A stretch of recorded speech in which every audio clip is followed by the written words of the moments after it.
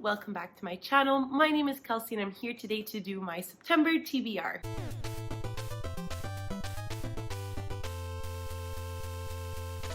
So, a couple of things to get out of the way. Yes, this is a new background. If you haven't been watching my videos for a while, I've moved out. This is my new condo. I don't have bookshelves yet, so we're making do with what we can. Am I recording this at 10 p.m. at night?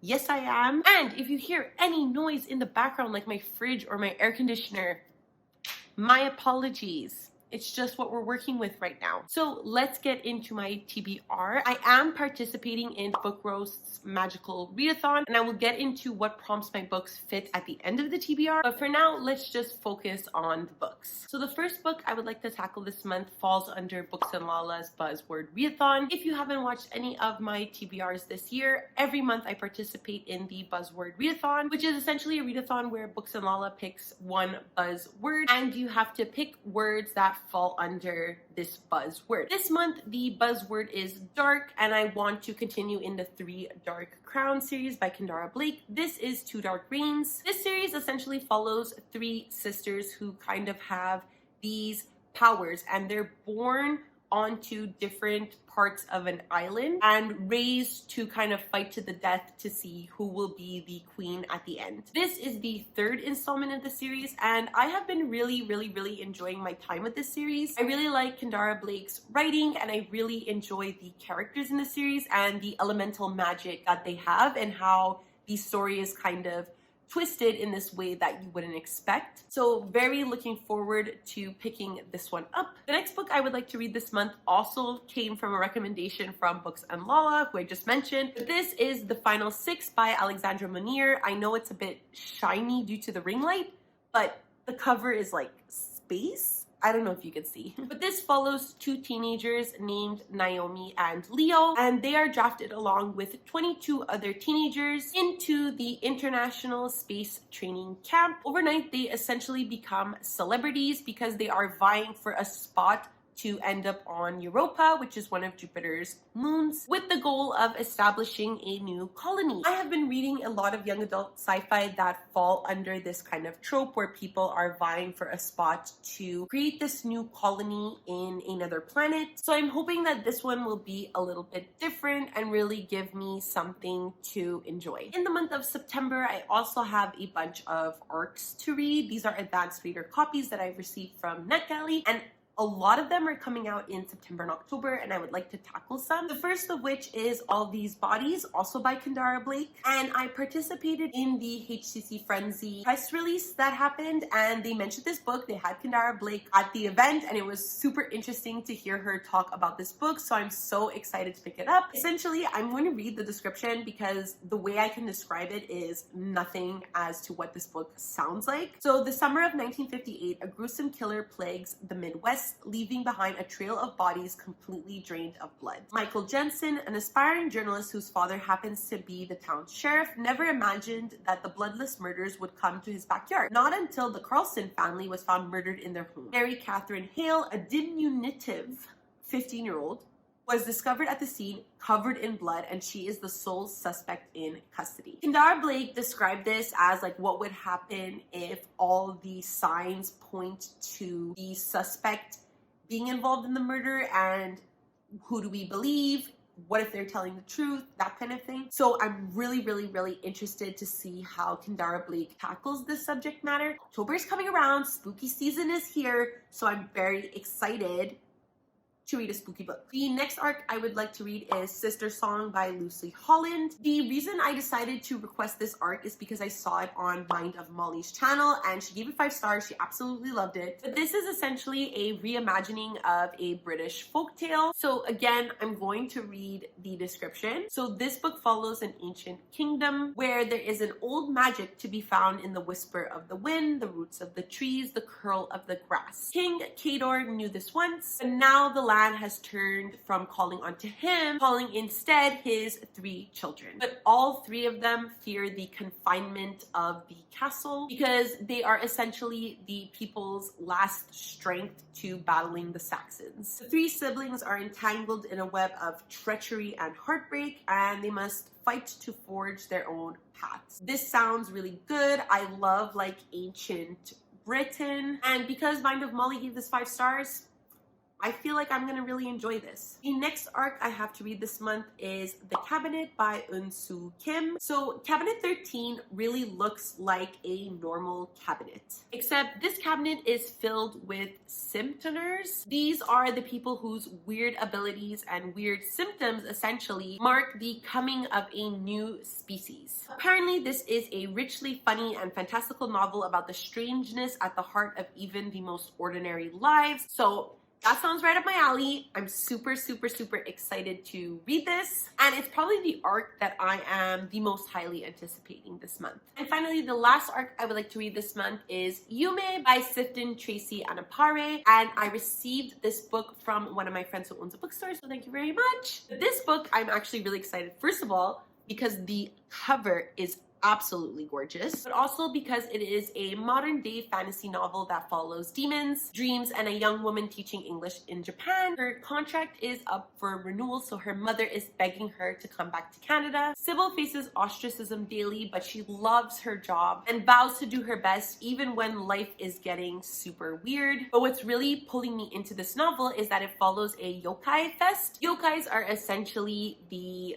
ghosts or spirits in the realm. And the yokai festival happens when there is a blurring between the human world and the yokai world. Sybil obviously gets involved in this supernatural clash, so I'm very excited to see where this goes. According to the back, she lived and taught in Japan for 4 years, so I'm very interested to read about her somewhat similar experience. Next, just to continue along with my Brandon Sanderson project, if you haven't been following my TBRs for the entire year, I have been reading one Brandon Sanderson thing at least a month. And this month I will be reading 2, the first of which is a novella. This is Shadows for Silence in the Forests of Hell by Brandon Sanderson. This sounds spooky AF and I'm down. This is a perfect transitional novella for fall. So within this mystical forest, there are 3 rules to follow. The first of which is don't kindle a flame, don't shed the blood of another, and don't run at night, because these 3 things bring forth the shades. Silence Montaigne has broken all 3 of these rules on several occasions, and Silence will break every rule again in order to protect her family. This is the last novella I have to start before starting the Stormlight Archive, so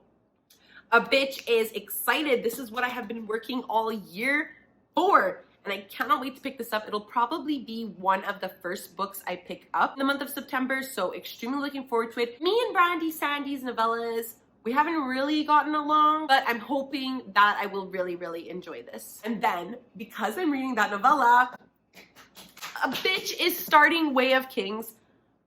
You guys have no idea how excited I am to finally start the Stormlight Archive. The entire project this whole year has been because I have bought every single one of Brandon Sanderson's work, and I have been too chicken to start them because I was scared to start the Stormlight Archive.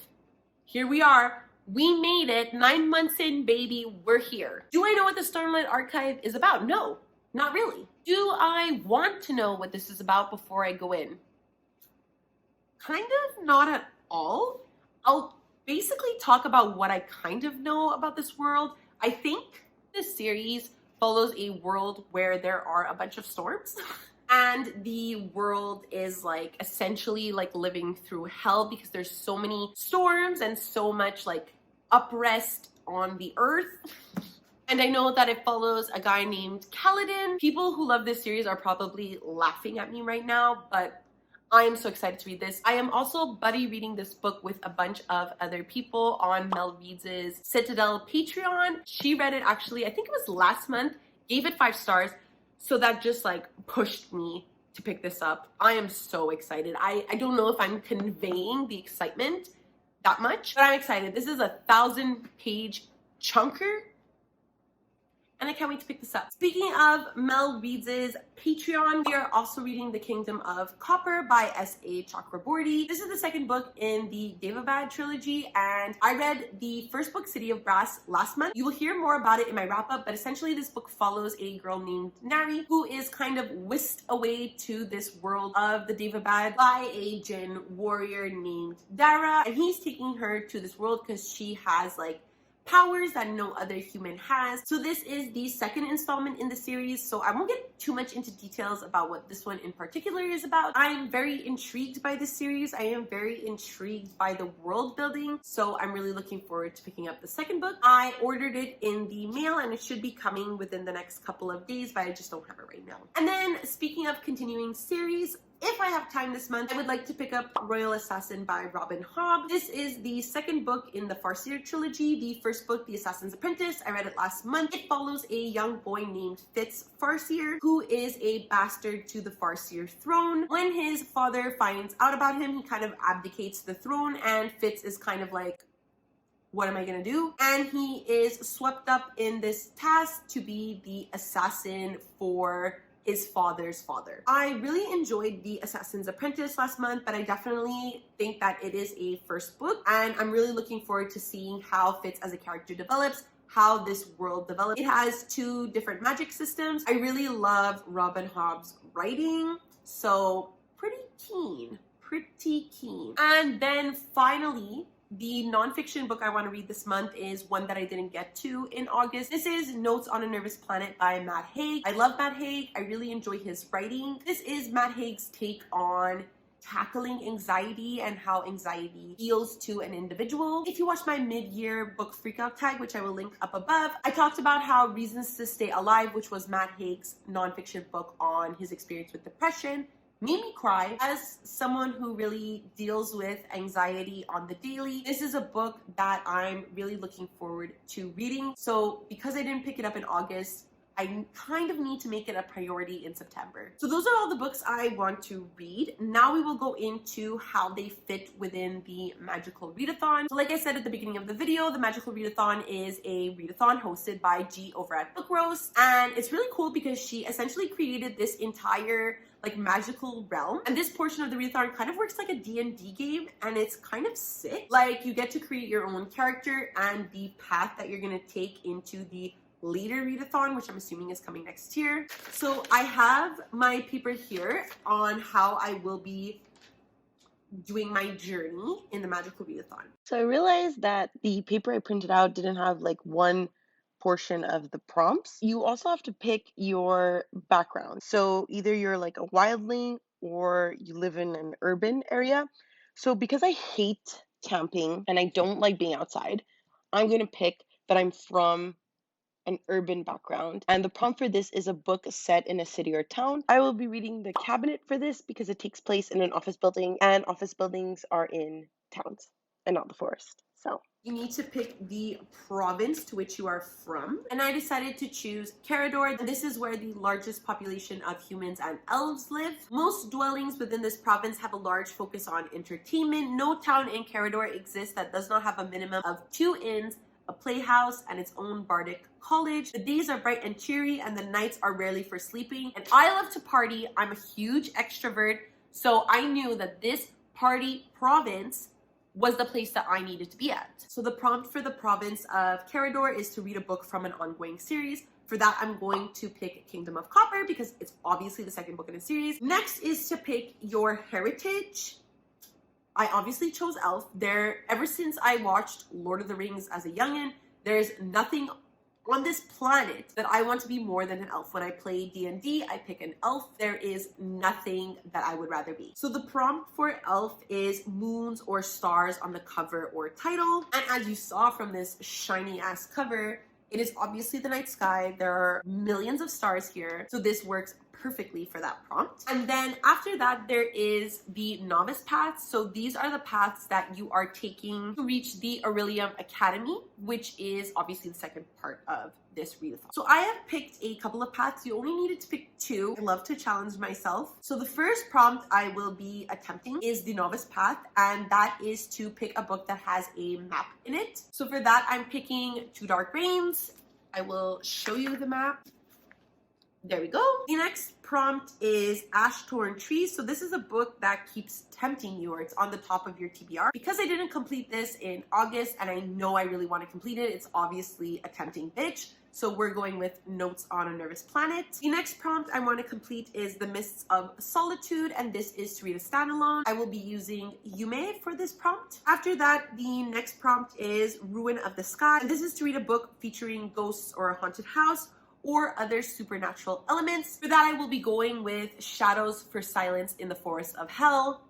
That sounds supernatural to me, so I think it fits perfectly, and on Goodreads, it's listed under horror, so it probably will fit. And the last prompt I will be trying to fulfill for the Tower of Rumination is to read a 5-star prediction. We cannot go wrong with Way of Kings. I pretty much I'm solidly knowing that I'm going to give this 5 stars, and if I give it any less, I'm going to be really upset about it. So these are all the books I'm going to be reading in the month of September. Quite a chunky list, but I think I'm going to be able to get through all of these. As per usual, if you have read any of these books, if you've enjoyed them, if you've hated them, please let me know down below. Also, are you participating in the Magical Readathon? What province are you from? Are you from the party capital city of the world? Are you an elf? Let me know. If you would like to follow me on any of my other social medias, I do leave a link to my Goodreads, Instagram, and Twitter down below. And please don't forget to like, subscribe, and ring the notification bell. It does wonders for my channel and makes me feel like a human being. And I don't know how to end these things ever, so I guess I will see you next time. Bye!